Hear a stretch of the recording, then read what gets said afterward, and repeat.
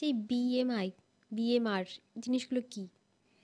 Mainly BMI basal metabolic index, যেটা আমরা calculate করি আমাদের বডির তোমার ফ্যাট কাউন্ট করার জন্য, এবং বেসাল মেটাবলিক রেট যেটা, সেটা হচ্ছে যে বিএমআর যেটা বেসাল মেটাবলিক রেট, সেটা হচ্ছে তার রেস্টিং পিরিয়ডে সে কতটা তার ফ্যাট রয়েছে রেস্টিং পিরিয়ডে, কোনো কাজ করছে না, তখন হার্ট রেট কী থাকছে, ঠিক আছে, এইগুলো সব মেজার করে তারপরে আমরা কিন্তু ডায়েটটা দিয়ে থাকি। সেই অনুযায়ী তাদের কার্বোহাইড্রেট, প্রোটিন, ফ্যাটটা ক্যালকুলেট আমরা করব।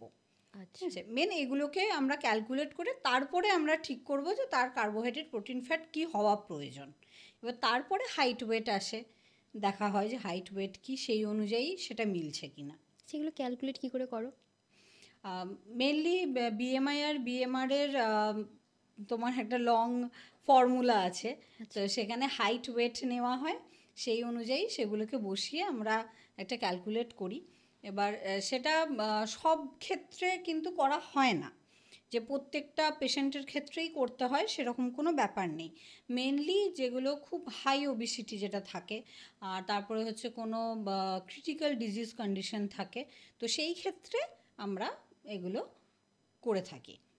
এমনি ধরো কেউ এলো জাস্ট রোগা হবে, সেই ক্ষেত্রে কিন্তু এতটা দেখা হয় না।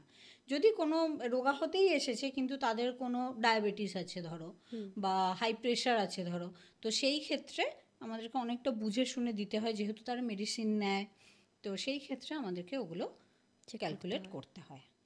আচ্ছা, অনেকে